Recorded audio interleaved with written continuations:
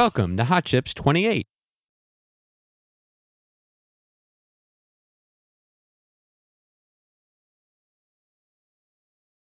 Keynote 1, Mixed Reality.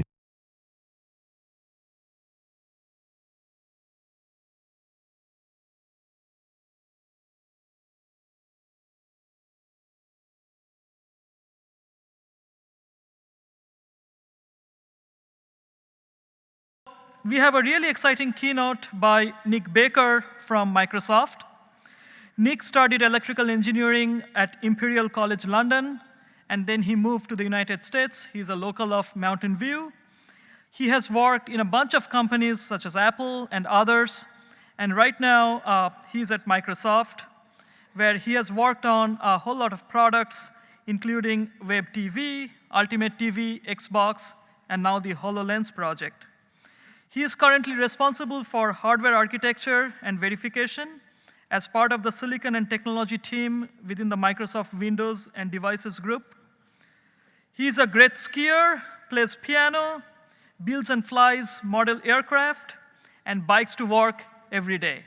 Let's welcome Nick. Great. Thank you for that.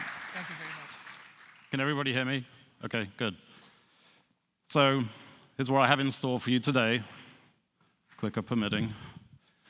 Start off with a quick introduction to the HoloLens, talk about what we mean by mixed reality. I'll give you a quick overview of some of the components in head-mount displays before diving into the insides of the HoloLens. I'll talk about some of the custom silicon we developed and a few closing thoughts for the future. Of course, I was trying to figure out where to put the obligatory roller coaster demo that you need in every single virtual reality demo. And I realized after lunch it probably wasn't a good idea. But be warned, at the dry run, I was told that my talk had kind of the same effect on people. So here we go.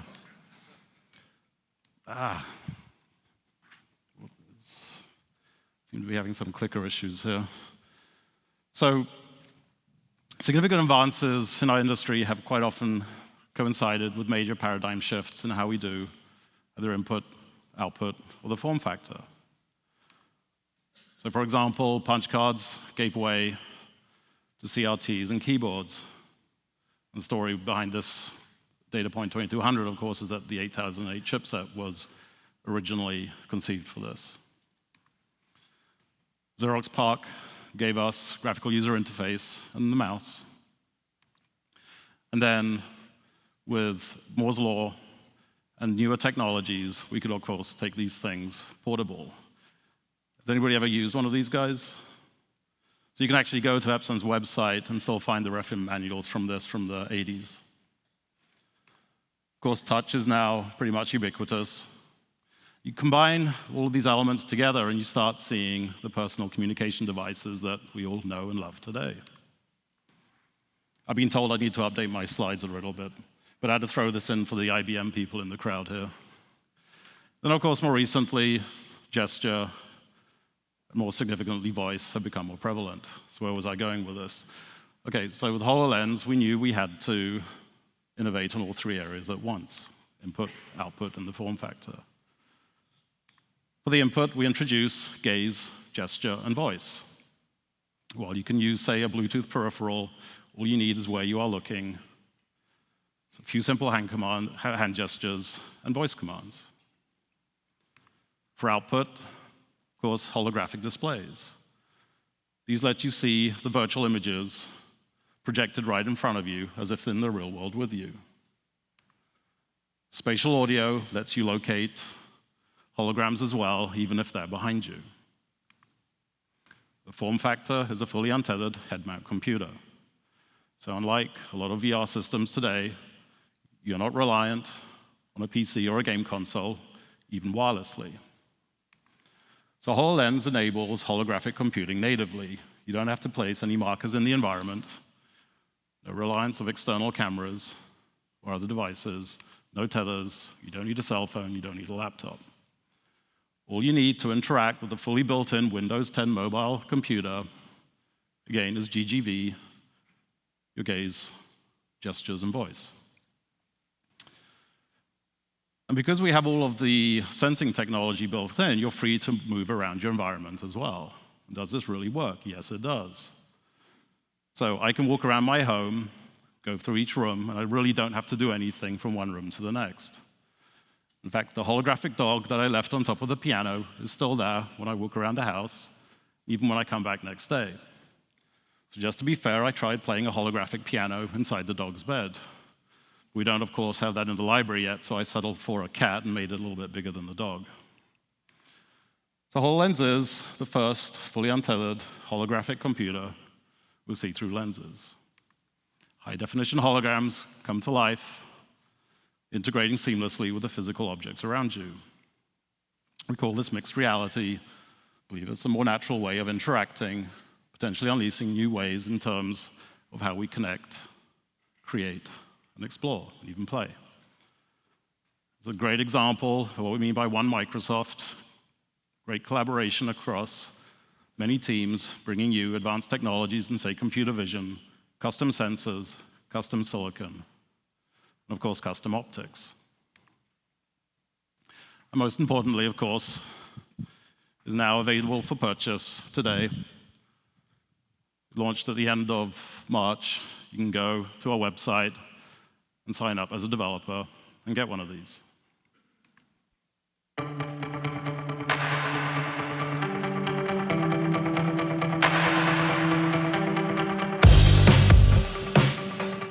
Microsoft HoloLens brings holograms into your real world. Using transparent lenses, spatial sound, and an understanding of your environment, holograms look and sound like they're actually part of the world around you. That is mixed reality. With Microsoft HoloLens, holograms are viewed through the holographic frame centered in the middle of your view. This preserves your peripheral vision, so you can move freely and connect and collaborate with people around you. Holograms in mixed reality don't block out what you can see and hear. This enables you to engage with digital content and tools alongside the objects in your real world. Holograms can be world-locked in a physical location, so you can walk around them, or they can travel with you. You can even hear them in 3D with spatial sound. Microsoft HoloLens is the world's first fully untethered, self-contained holographic computer. With the mixed reality experience of HoloLens, you can stay in the real world and interact with real people as you simultaneously explore 3D in 3D.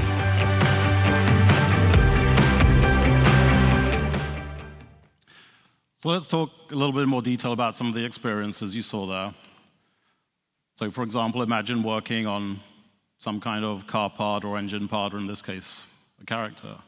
Rather than having to spin it around on your screen or print it out, so using a 3D printer, you can project it onto a surface right next to you, get up, walk around it, look at it from any angle. So imagine saving on how many 3D print runs you would have to do, for example. A lot of us have probably used some kind of shared whiteboard experience, but now you can manipulate 3D objects and even annotate on them. The game you saw here, Robo Raid, it's pretty cool. When you miss the alien or miss a robot, you actually punch a hole in your wall.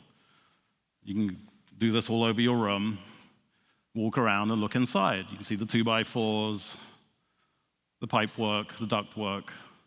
Of course, it took me a little while to realize we didn't quite have the X-ray module yet, so it wasn't my wall, but the effect was pretty impressive. New ways of learning and teaching. And with the front-facing video cameras, we're able to transmit via a Skype call to somebody remotely. They can annotate on the video, and those annotations appear directly in front of you. You can also, any holograms that you have placed in your environment will be transmitted to the remote viewer. We call this mixed reality capture. Imagine trying something in the environment before buying it, placing a couch, testing it for color, size, and how it integrates with the rest of your living room. Of course, the app that I really needed today was the teleprompter app, but that's not available yet. We just have to remember to turn off the King's Speech mode. So mixed reality. Everybody, a lot of people have heard about augmented reality. Why is this guy here on stage talking about mixed reality? Don't we have enough terms already? Well, if you look at mixed reality, augmented reality, it's come to mean so many different experiences, from like displaying a map all the way up to the rich environments you can see in HoloLens. Of course, we're not the first to talk about mixed reality. And Intel more recently adopted MR as well, except they changed a few of the letters. So what's our definition? Okay, you start with physical reality, the real world. There's a joke there. Should I go there? Okay, never mind, I'll skip it. And then there's virtual reality, but by this, we really mean rich sensory experiences of sight, touch, sound. Some would say smell. I'm going to draw the line. Then you combine these together with a rich set of sensors, and this is what we call mixed reality. So we don't have Minecraft out yet, but there's another game called Fragments where, similarly how the grass is there and the sheep running around, you have virtual floorboards painted right on your living room with rats and water. It's a pretty cool effect. This is not just for graphics, also for audio. World-blocked sound, through the use of HRTFs, head-related transfer functions, you can actually get the cues, as you would in the real world, of objects as they move around you. So anyway, hopefully this helps explain why we had to adopt a new term.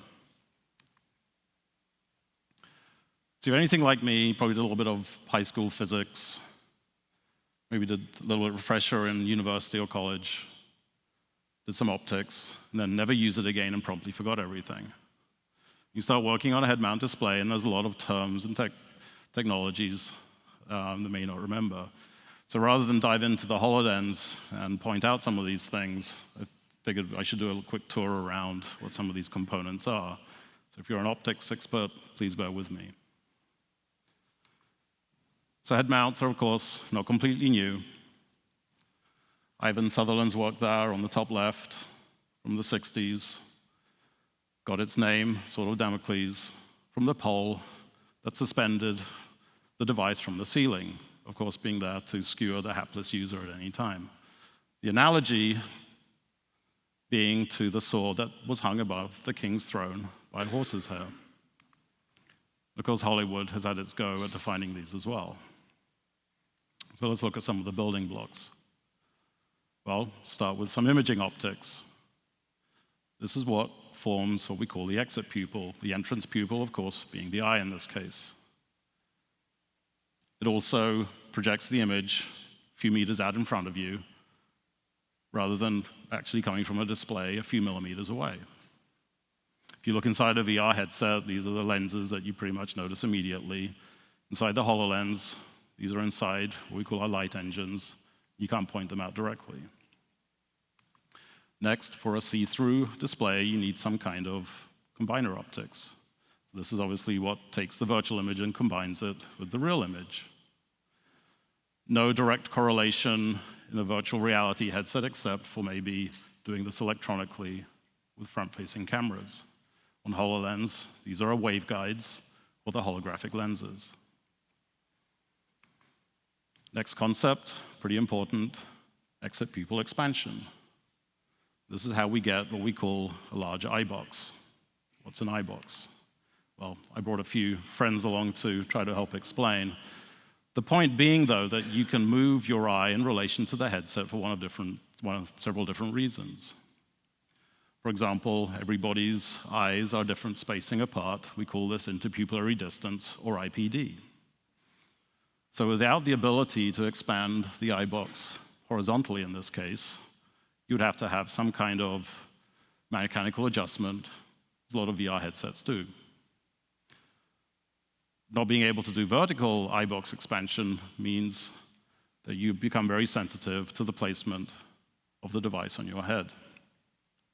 So on HoloLens, we do two-dimensional exit pupil expansion, giving us one of the largest, if not the largest, eye box in the industry today. So again, good concept to understand.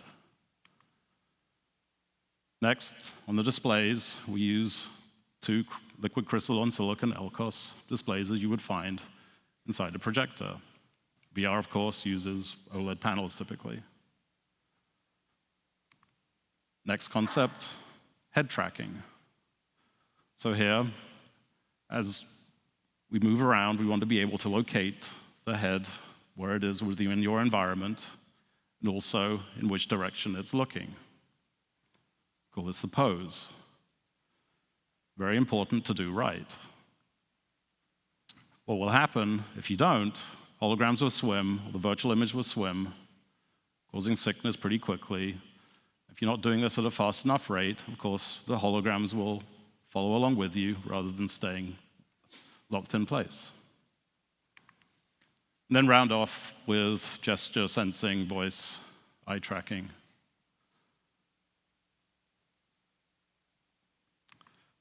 So I'm going to look in more detail at how we do some of the combiner optics, because this is probably the more interesting part around the HoloLens optics system. So HoloLens and others employ the principle of total internal reflection, or TIR. This, of course, being that if light propagating through a medium and it strikes the surface of that medium, if it does so at an angle greater than critical angle, it will be reflected internally. You can simply demonstrate this with a glass of water, or water, sorry.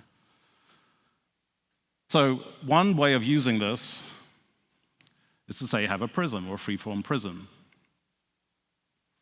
So depending on how you shape this, light will either bounce internally or be reflected into the eye.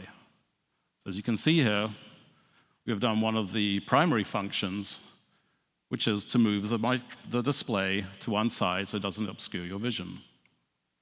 And then using the reverse optical path, you can, say, do eye tracking with IR, LEDs, and cameras.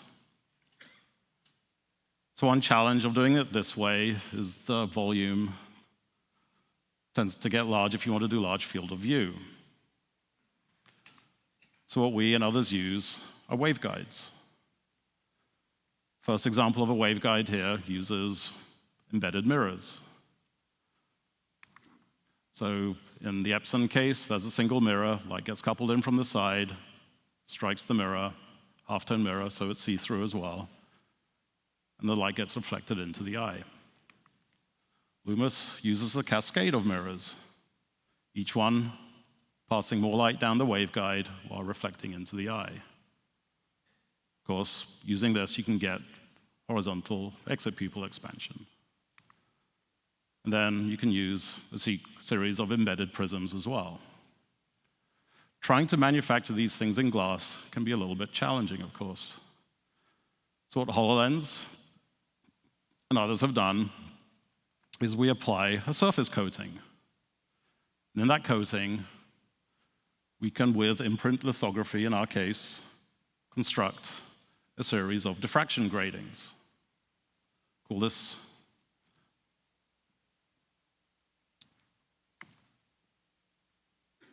SRGs. It'll come to me in a minute. So you can see how these work.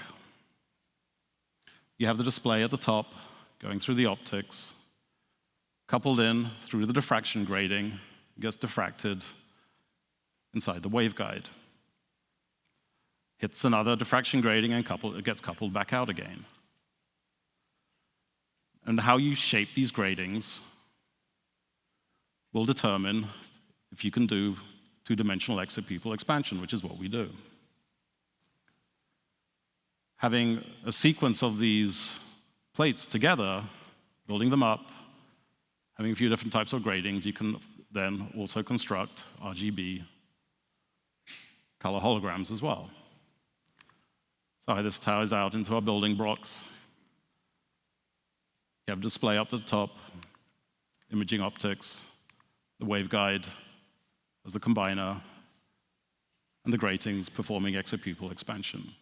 So hopefully this kind of fits together a little bit. So let's take a look inside the HoloLens. We started the project a few years ago, had the prototype up and running. One on the left didn't have the mobile computer embedded in it. It took us a few years to get into the ID we thought we could ship. From the front, notice the visor. That is really there for protection. You can see the waveguides, holographic lenses poking through, and then some of the cameras and sensors, red extrusions, other speakers. So first off, let's pull out the sensor bar. We have 4 what we call environment cameras that are really there to scan your environment, and this provides part of the basis of how we do head tracking. Next, you have an in-house time-of-flight developed time-of-flight custom depth camera. This serves 2 purposes. One is for hand tracking, the other one is for surface reconstruction. You need surface reconstruction to be able to place objects, to place holograms on physical objects. Ambient light sensor, and then the photo-video camera. Next, we have the optics module. There's one more sensor to talk about, and that's the IMU, or the inertial measurement unit. So while the environment cameras are there to provide you with a fixed location in space and pose, the IMU is providing very fast updates to this.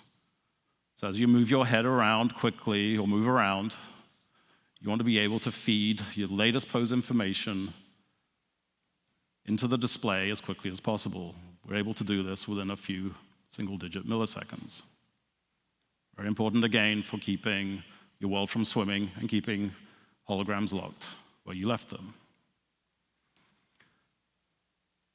We have 2 high-definition light engines, again based on Alcos projector technology, and then the see-through lenses, waveguides. One thing to mention here is that we were concerned around what we call holographic density.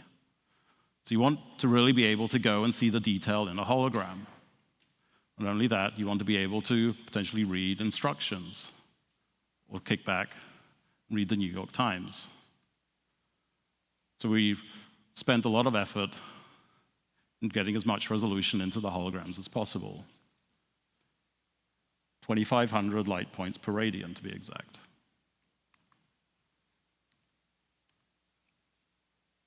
So next, let's take a look at the main logic board. This is effectively what provides us with the full Windows 10 mobile computer. It's based around an Intel Cherry Trail SoC. The SoC is there to run Windows 10, run the application, run the shell, and render to the stereo displays.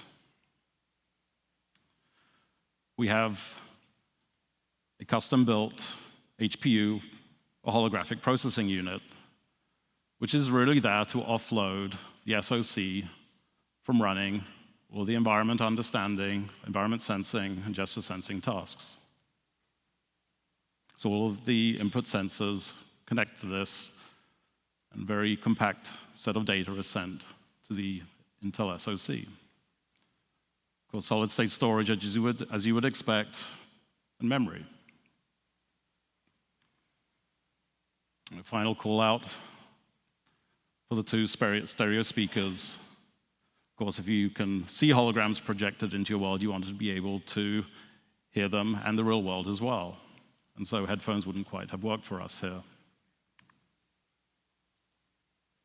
So if you look at the total expansion, you'll notice the number of components we put into the fit system.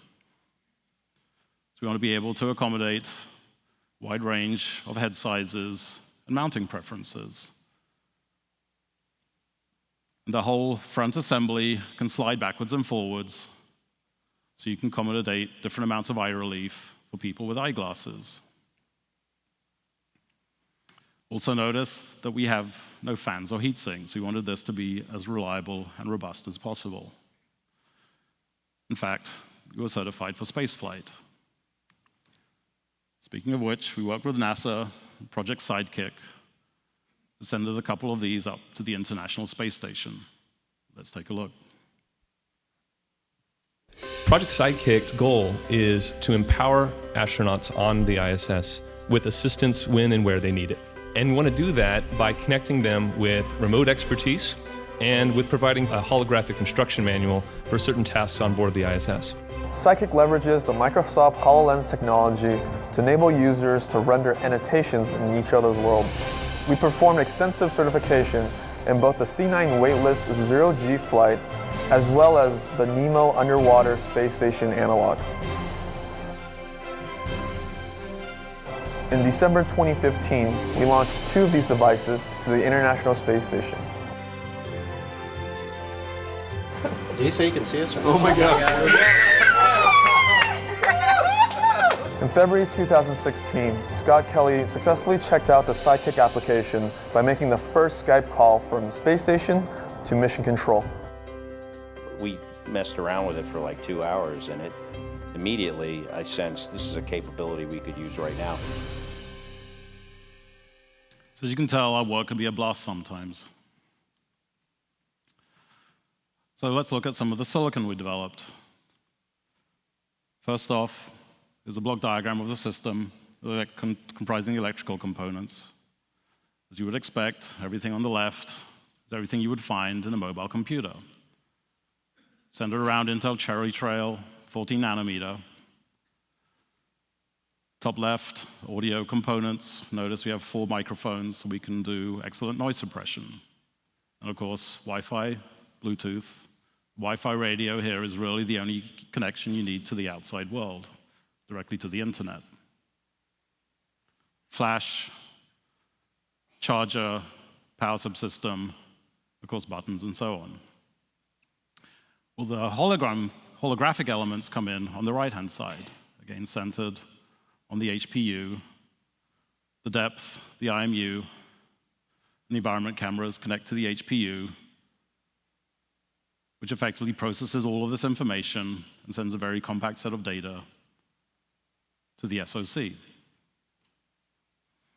All of the blocks in green are things we developed custom for the HoloLens, the HPU, the displays, the time-of-flight depth sensor, and even the batteries. There's a chip plot of the HPU, manufactured in TSMC 28 nanometer HPC, 65 million logic gates, 8 megabytes of SRAM. We support 1 gigabyte of popped LPDDR3. There are 12 what we call compute nodes. Each one of these has 2 Tensilica extensor DSP cores, as well as DMA engines, some memory, and fixed function accelerators. You notice we tried to limit the number of different combinations of compute nodes. So IOs, DDR3, MIPI, PCI Express, I2C, and so on. PLLs. The rest of the chip comprises the on-chip fabric, some shared fixed function accelerators, and a larger block of on-chip SRAM. In terms of the architecture, it's effectively a sensor aggregator, full environmental and gesture offload from the SoC. Mentioned the output is very compact. 24 Tensilica DSP cores, and we added custom tie instructions. These are the Tensilica instruction extensions. Effectively lets you add new instructions directly to the ISA, so you can take advantage of them natively in code. We ended up with something like 300 tie instructions spread across the various compute nodes. And a flexible DMA architecture and fixed function accelerators, both tightly coupled and standalone. We can perform something like 1 trillion pixel operations per second, accelerating algorithms up to 200x over their raw software form, all in a power budget that is less than to the host SoC. So on design choices, many ways of skinning cats, or making them fly these days according to the internet. But what we had to do here was take all of the different algorithms, varying constraints in terms of maturity, math requirements, branching, and of course memory access patterns. We also set an additional constraint that no compute node could be utilized more than 50%, future-proof.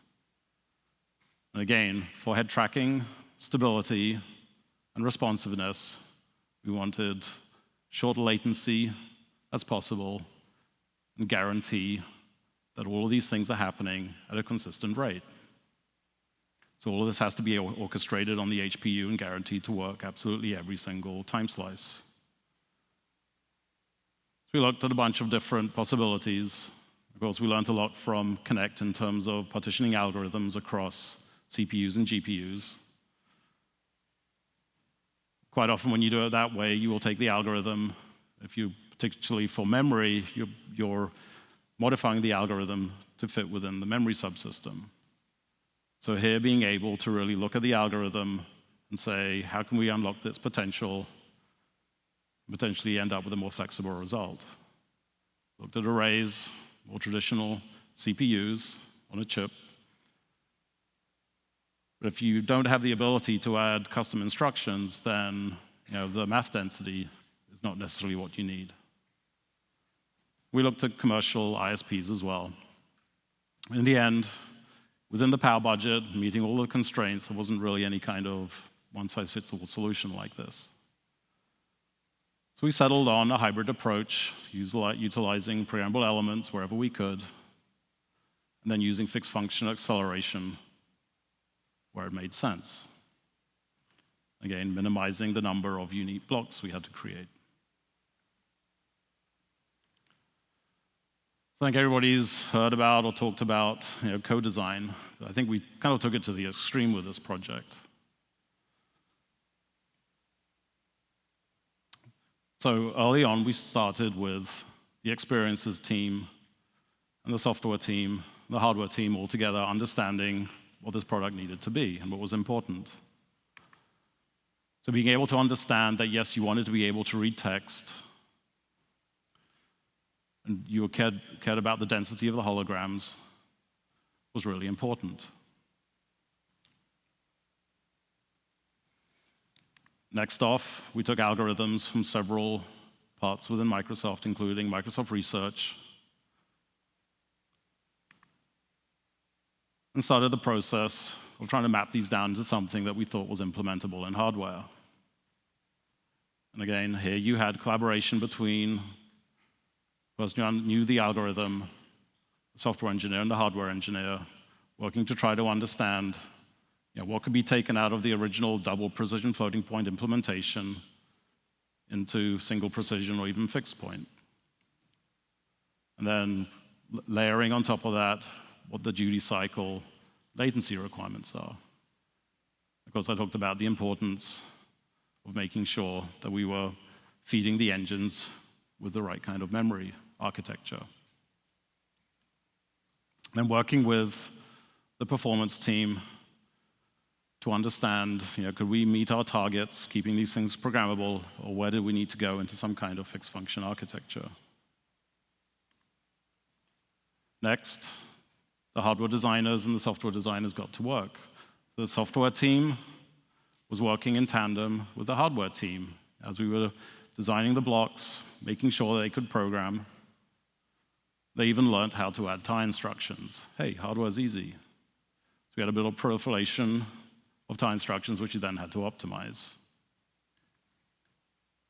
Of course, simulation and hardware and emulation environment. UVM, formal technologies. And we have a methodology internally where we can write tests for simulation, it will transition to emulation, and then we can run them in the lab at the end. And then feedback and iterate all the way through this process. Anybody who's worked with computer vision or machine learning algorithms will understand the importance of having a good ground truth mechanism. Want as many tests as you can have and run any changes to the algorithm as quickly as possible and get the feedback.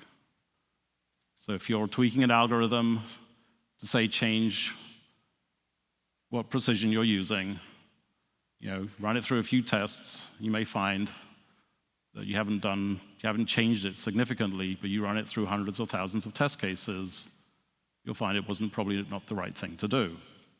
So being able to scale as quickly as possible across as many test cases as possible is important. So we actually built a system on Azure which lets us do exactly that. Tweak an algorithm, then run it off across as many compute clusters as needed. This, of course, is all going on while Windows 10 is being developed and the hardware, mechanical and electrical engineering teams are doing their work. So with the EE team, we were able to optimize such things as the number of peripherals and UARTs, I2C, that we used, the number of PHYs and power and drive strengths, simulate interconnect, particularly for flexes, and get feedback in terms of thermals. It's a pretty extensive effort. So on emulation, we were able to get 4 instances of the HPU running simultaneously in this emulator. Clock speeds of up to about 1 megahertz. In the few months before tape-out, we pretty much had these running 24/7. These, of course, used by the hardware team for your traditional hardware tests, but also by the software team, not just for example, for boot code, but also for some of the tracking technology. So some of the visualization tools that we use on the real system, when we got hardware back, we actually used during emulation as well. The end result is when we got the chips back, pretty much right first time.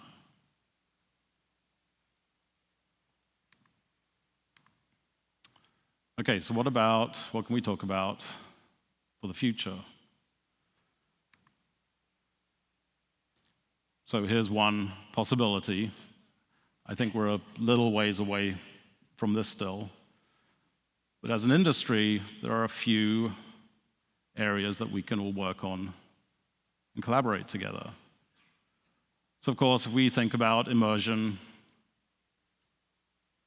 in computer-related experiences, quite often that becomes synonymous with, say, graphics. But of course, it's not just that, it's also physics and artificial intelligence.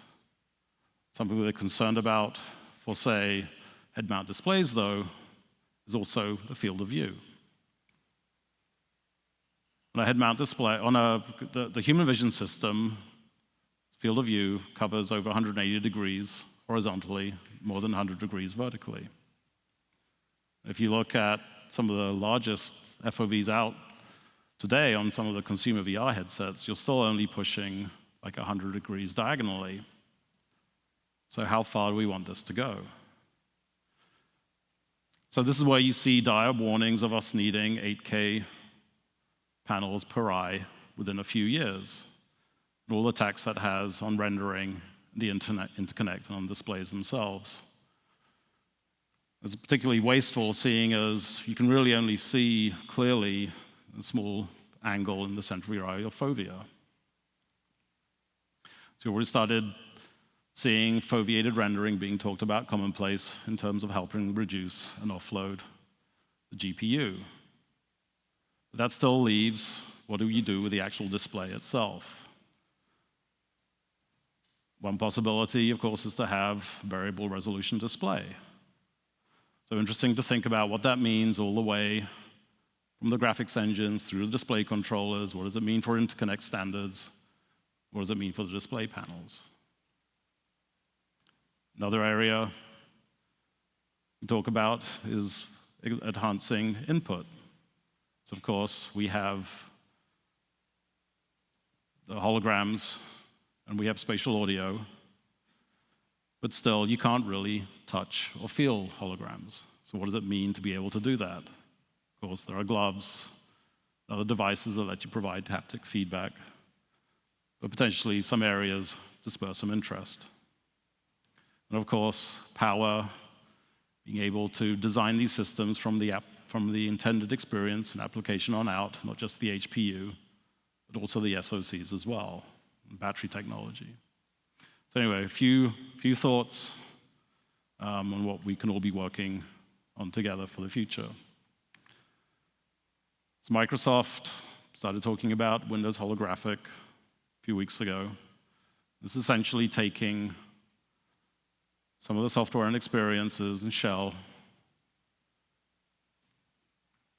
from HoloLens, making it available as a platform.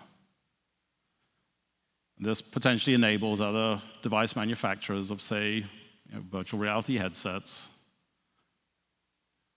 and allowing them to have people connect and collaborate through the cloud, internet, in new ways.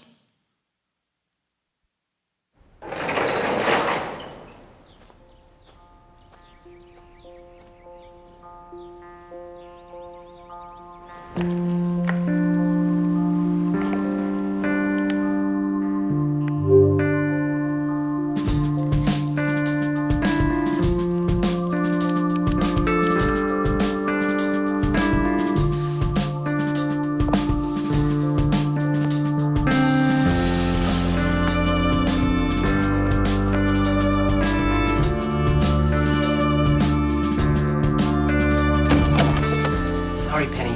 This may be a bad time, but the client is on an earlier flight. We're so not ready. Should we start to panic? Not yet. Just bring the team in, please.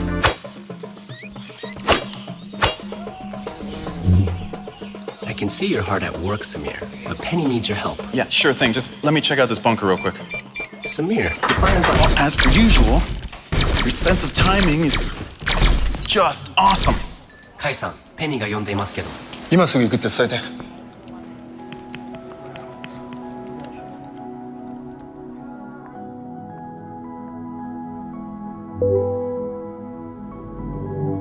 Penny? Hi. Cute. I try. So, how's it coming? It's not. This is the flagship store. It's gotta be unforgettable. Yeah, not exactly blowing my hair back. Yeah, the space is driving me nuts. All right, how about a change of scenery? Welcome to Think Club.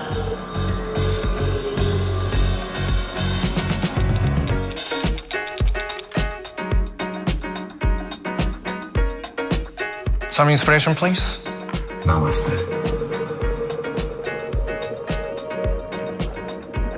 Wait.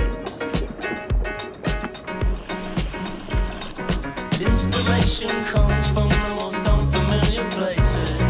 I meet you, you are now me. Information sent, now lay down your heart of aces. What will be, will just be. Particularly when I will go back to the place where we went slow.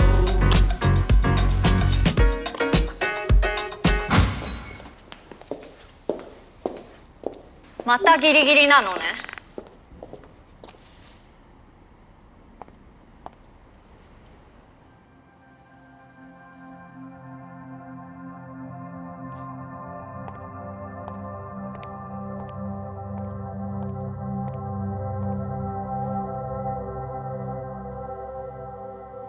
Impressive. That went well.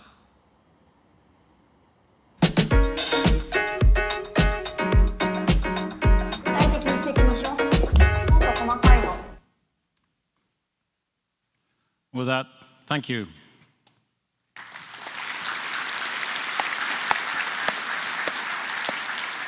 Thank you very much, Nick, for that fantastic presentation. Good. Thank you very much.